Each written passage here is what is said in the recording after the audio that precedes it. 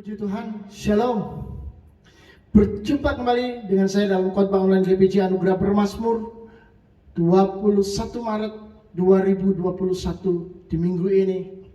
Saudara-saudara, mari kita mengizinkan Tuhan untuk mengisi hidup kita melalui firman-Nya. Mari kita berdoa lebih dulu dan meminta hikmat dan pengertian agar firman Tuhan tidak menjadi sia-sia.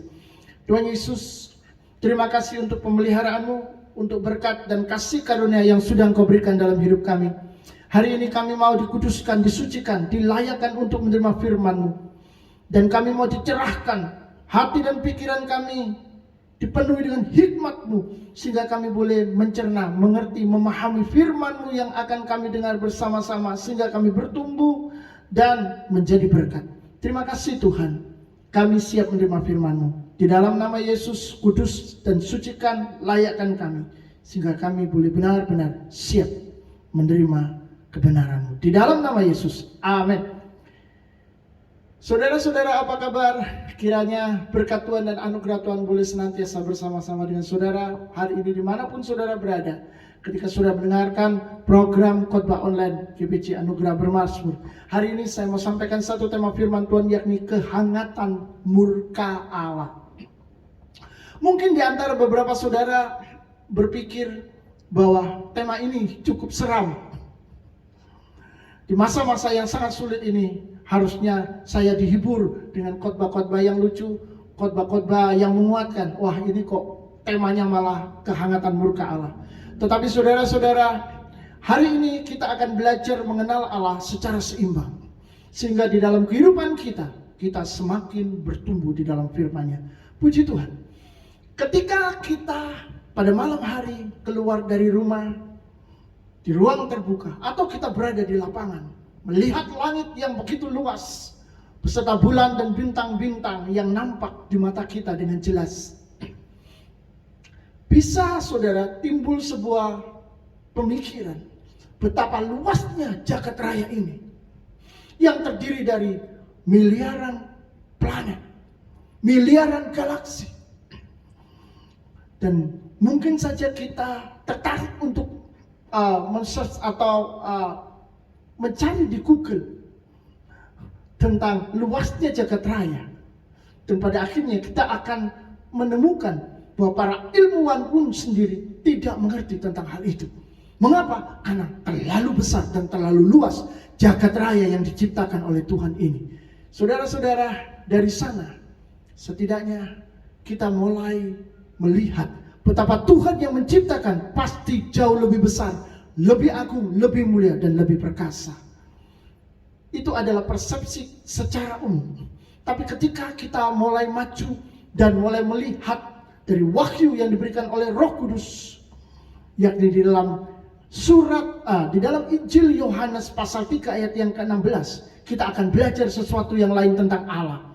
Kalau tadi kita melihat tentang Allah yang besar, yang maha kuasa di dalam penciptaan alam semesta, tapi ketika kita melihat firman Tuhan, kita menemukan bahwa Allah bukan cuma besar dan hebat, tetapi Allah itu adalah kasih.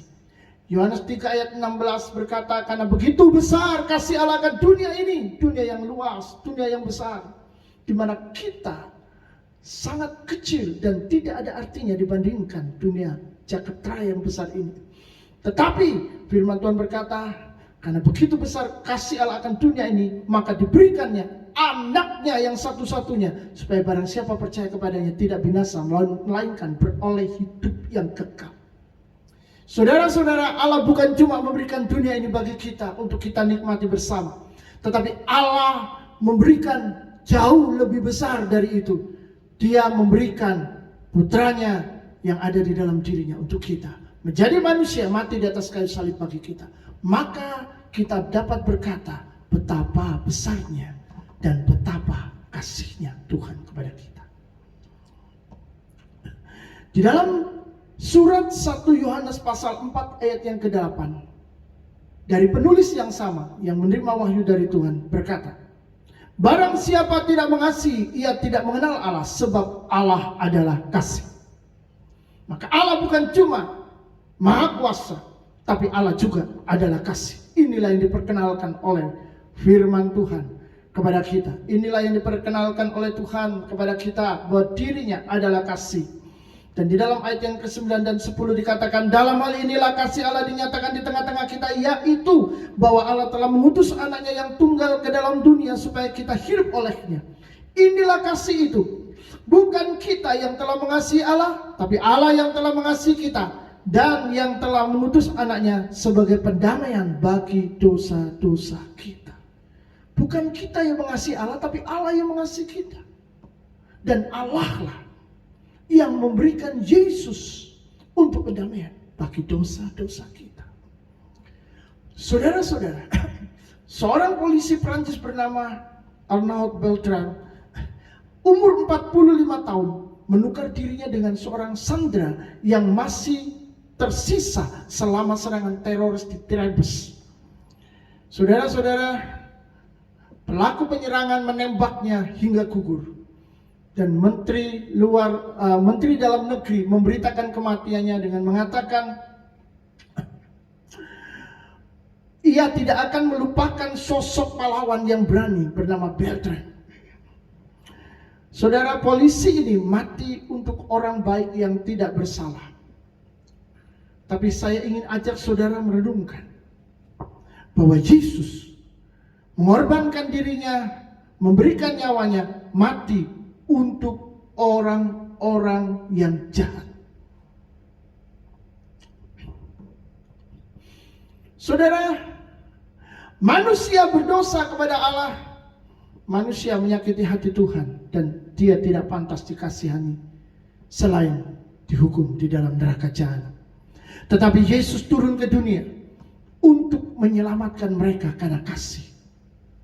Itu sebabnya kita tahu bahwa ia adalah kasih, karena ia sesungguhnya mengasihi orang jahat, memberikan nyawanya untuk orang-orang jahat yang membencinya.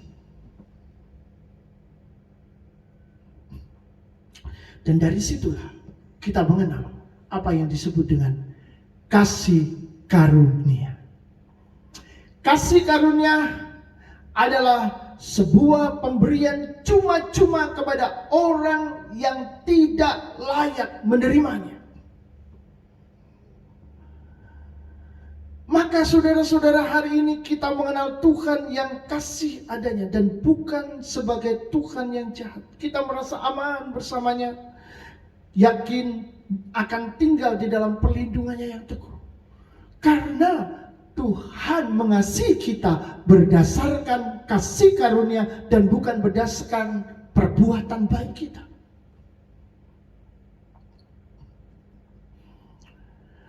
Kalau seseorang bekerja dan menerima upah, maka dia layak menerima upahnya. Tapi kalau seseorang tidak bekerja dan menerima upah, maka itu disebut dia menerima hadiah. Tapi jika seorang yang telah berbuat jahat dan menyakiti, dia menerima pengampunan, lalu dia dibawa masuk ke dalam rumahnya, dijadikan bagian dari keluarganya dan menerima warisan rumahnya, maka itulah yang disebut dengan kasih karunia. Dan itulah yang dilakukan oleh Tuhan kepada kita. Kita manusia berdosa tidak layak, tetapi oleh karena kasih karunia, Dia mengampuni dosa kita, menjadikan anaknya, dan menerima warisan surga. Luar biasa. Tapi hari ini saya ingin kita juga belajar dari sisi lain dari dalam diri Allah. Bukan cuma kasih, tetapi juga kehangatan murka Allah yang akan muncul ketika kebenaran dan kesuciannya diusik. Saudara-saudara, kasih dan kehangatan murka Allah ini seperti satu mata uang dengan dua sisi yang tidak bisa ditiadakan. Jika satu sisinya dihapus, dihilangkan, dirusak, maka dia bukanlah Allah. Sama dengan mata uang yang kalau salah satu sisinya saudara rusak dan saudara hapus, maka itu tidak akan berlaku di pasar. Yang namanya uang ada dua sisi, kiri dan kanan. Demikianlah dengan Tuhan. Tuhan memiliki kasih. Itu tidak bisa berubah dan tidak bisa hilang. Tapi Tuhan juga memiliki kehangatan murka Allah. Karena Dia adalah Allah yang sempurna. Saudara-saudara, Allah tidak bisa mengingkari kasih-Nya karena Dia adalah kasih, tetapi Dia juga tidak bisa menahan murka ketika kekudusan dan kebenarannya diusik. Saat murkanya berkobar, kasih-Nya tidak akan lenyap, melainkan terus berjalan. Dengan kata lain, murka Tuhan itu dibatasi oleh kasih-Nya. Kalau Tuhan tidak memiliki kasih, ketika murka Dia akan menghabisi segala sesuatu, dan tidak akan ada dari kita yang akan selamat. Seorang bapak membunuh anaknya karena ketika disuruh makan menolak. Maka hawa nafsu dagingnya berkecamuk dan dia menghabisi anaknya. Tetapi saudara-saudara, Tuhan tidak memiliki hawa nafsu daging seperti manusia. Dia adalah kasih. Di dalam kasih-Nya ada kebenaran. Di dalam kasih-Nya ada keadilan. Demikian pula di dalam kehangatan murka, Dia memanifestasikan keadilan dan kebenaran.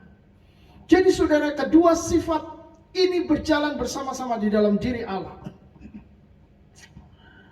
Jadi jika di dalam murka tidak ada keadilan dan kebenaran,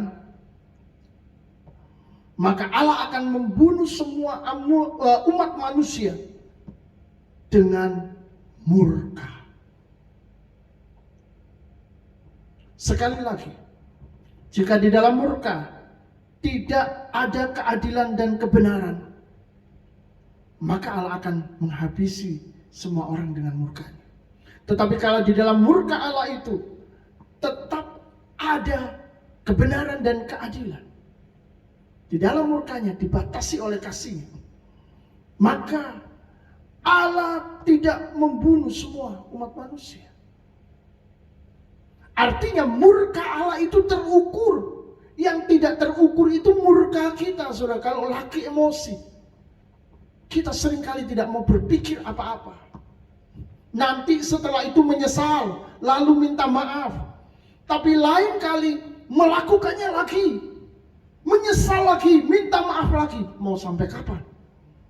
Maka kita harus belajar juga dari Tuhan yang begitu besar, maha kuasa, tetapi murkanya terukur.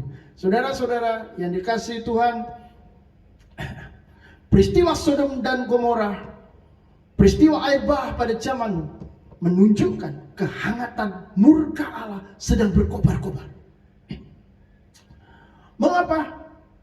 Karena kebenaran dan kesucian Tuhan sedang diusik. Dan kejahatan itu sudah melebihi batas toleransinya. Saudara-saudara, kalau keadilan Tuhan ditantang, maka jangan salahkan Tuhan. Kehangatan murkanya akan menghabisi musuh-musuhnya. Jika Allah bertindak di dalam murkanya, maka tidak akan ada seorang pun yang mampu atau sanggup bertahan. Kalau api dilepaskan, semua akan dihabisi. Saudara-saudara, hari ini kita sedang belajar sebenarnya bahwa di dalam hidup ini tidak semua peristiwa bersifat natural atau alami, tetapi juga bersifat supranatural. Dan yang supranatural cuma ada dua. Yang pertama berasal dari Allah, yang kedua berasal dari iblis. Iblis yang adalah bapa pendusta, iblis yang adalah pembunuh manusia sejak semula. Dia adalah malaikat jatuh yang mendapatkan tempat yang begitu tinggi, tapi karena kesombongannya ingin menjadi seperti Allah, dijatuhkan dan terkutuk. Dia memiliki kuasa supranatural yang tadinya diterima dari Tuhan, dan Tuhan tidak mencabutnya. Tetapi kuasa supranatural yang dia miliki itu jahat, gelap. Itu sebabnya saudara-saudara, walaupun iblis bisa melakukan perbuatan-perbuatan ajaib, dia bisa menyembuhkan orang sakit, dia bisa menunjukkan sebuah pertunjukan luar biasa di langit ataupun di bumi, tetap saja semua perbuatan-perbuatan ajaibnya itu jahat. Di dalamnya akan ada tuntutan. menuntut orang-orang yang meminta melakukan itu dengan balasan nyawa, dengan balasan maut. Karena iblis adalah pembunuh sejak semula, pembunuh manusia sejak semula. Di dalam kitab Ayub pasal 1 ayat yang ke-16, saya akan bacakan. Sementara orang itu berbicara, datanglah orang lain dan berkata, api telah menyambar dari langit dan membakar serta memakan habis kambing domba dan penjaga-penjaga. Hanya aku sendiri yang luput, sehingga dapat memberitahukan hal itu kepada Tuhan. Saudara, jelas api ini berasal dari iblis. Api ini telah membakar ternak dan penjaga-penjaga Ayub. Untuk apa? Untuk memiskinkan dia. Mengapa? Karena di dalam kitab Ayub pasal 1 ayat 12 atau 4 ayat sebelum ayat yang barusan kita baca, Tuhan telah menyerahkan kepada iblis akan segala yang dipunyai Ayub kecuali nyawanya. Itu sebabnya iblis menggunakan wewenang, menggunakan izin Tuhan untuk menghabisi Ayub dengan api dari langit, membakar ternak-ternaknya, membakar penjaga-penjaganya. Iblis bisa mengirim api dari langit. Apakah berupa kilat, petir, atau apa?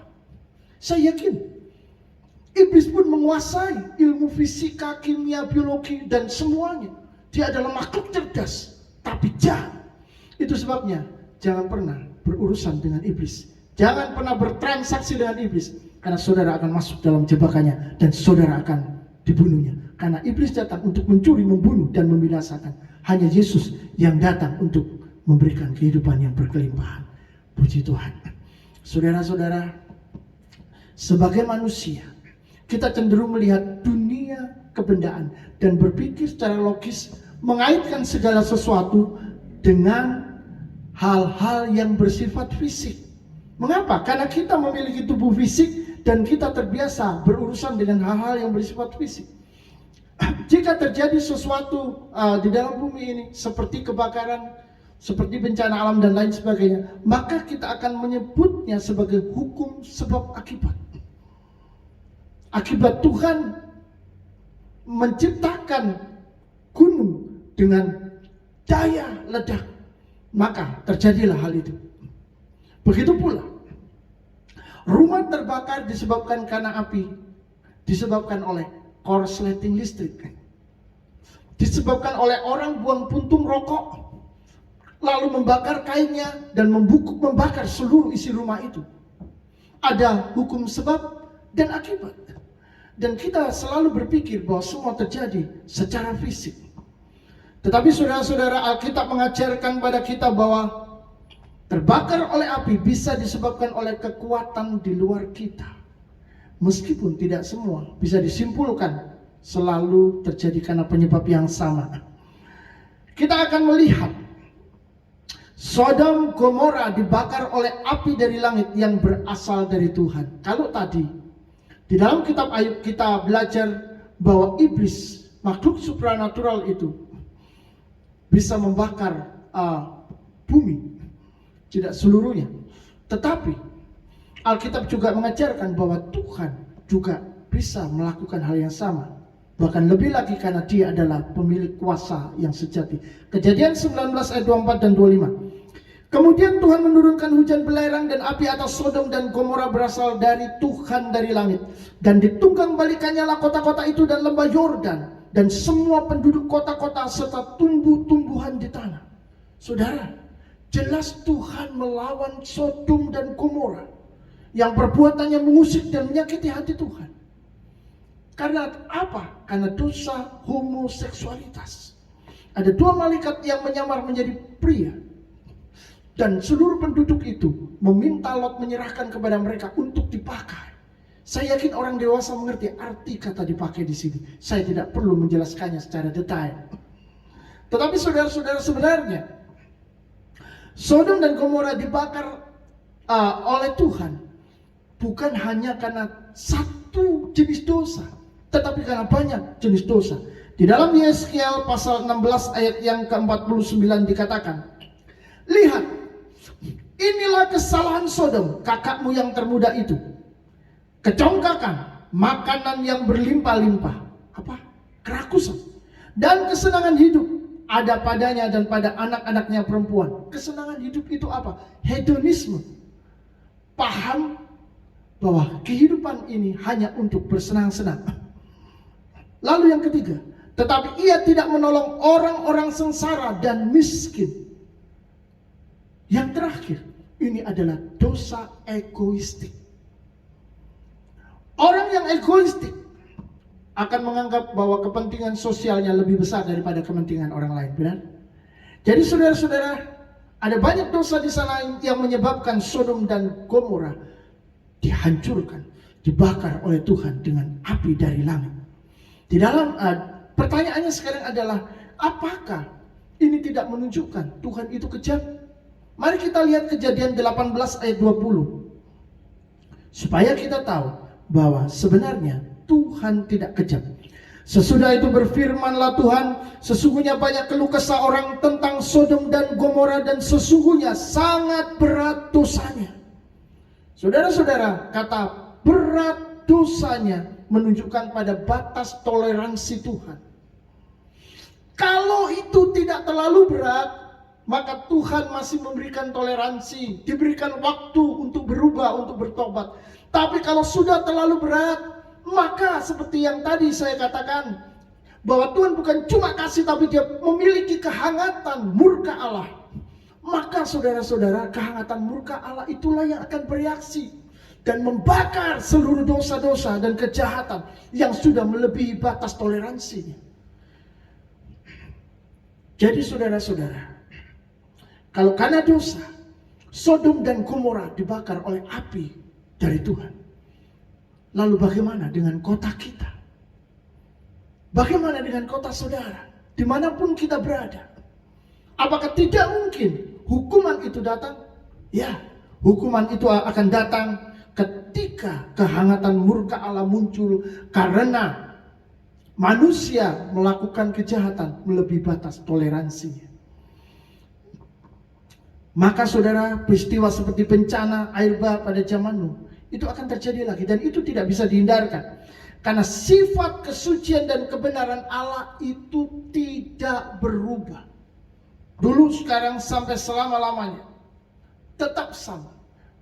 Maka kehangatan murkanya akan muncul kalau diusik. Dan murka atau kehangatan murkanya akan termanifestasi dalam banyak bentuk kesusahan ataupun bencana di bumi.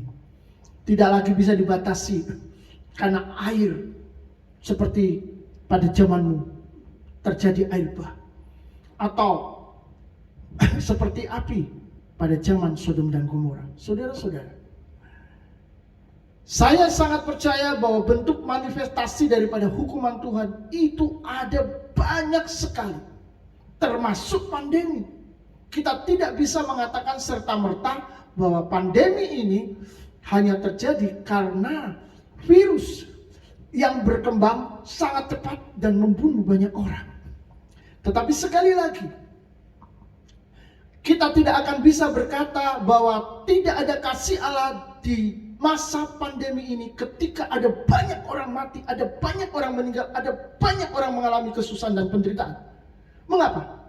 Karena kalau kasih Allah tidak ada, maka saya yakin pandemi ini bukan akan menyebar kepada ratusan dan ribuan orang saja, tetapi kepada seluruh dunia. Semua orang akan mati karena pandemi. Kasih Allah itulah yang membuat murkanya dibatasi. Siapa yang membatasi murka Allah? Dirinya sendiri. Kasihnya itulah yang membatasi murka Allah. Sehingga saudara-saudara, tsunami, gempa bumi, kekacauan dalam negeri, peperangan, kalau mau didaftar ada banyak. Itu bisa terjadi sebagai bentuk hukuman Tuhan. Dan kita tidak bisa menolaknya. Walaupun tidak semua harus dikaitkan, tetapi Alkitab sudah menunjukkan kebenaran yang sesungguhnya.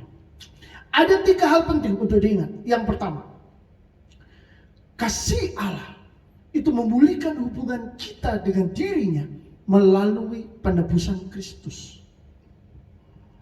Jadi kalau saudara adalah orang-orang tebusan, maka saudara tidak akan dihukum bersama-sama dengan dunia. Itulah pesan penghiburan untuk kita yang percaya. Yang kedua, kasih dan kehangatan murkanya itu seperti satu mata uang dengan dua sisi, di mana keduanya berjalan bersama-sama untuk memberkati dan menghukum. Kalau seseorang menerima kasihnya, dia akan diberkati. Kalau seseorang menerima kehangatan murkanya, dia akan dihukum. Itu sebabnya saudara-saudara, takutlah akan Tuhan, supaya kita menerima berkat dan bukan mendapat hukuman. Yang ketiga, dalam perjalanan hidup jangan sampai mengusik kesucian dan kebenarannya. Karena saudara-saudara, tidak ada seorang pun yang mampu bertahan terhadap kehangatan murkanya. Ini adalah pesan bagi kita untuk kita ingat dan perhatikan baik-baik. Ketika kehangatan murkanya bereaksi, maka tujuan Tuhan sebenarnya adalah tetap, yaitu supaya manusia takut akan Tuhan dan selalu ingat bahwa di dalam hidup ini ada Dia, ada Tuhan.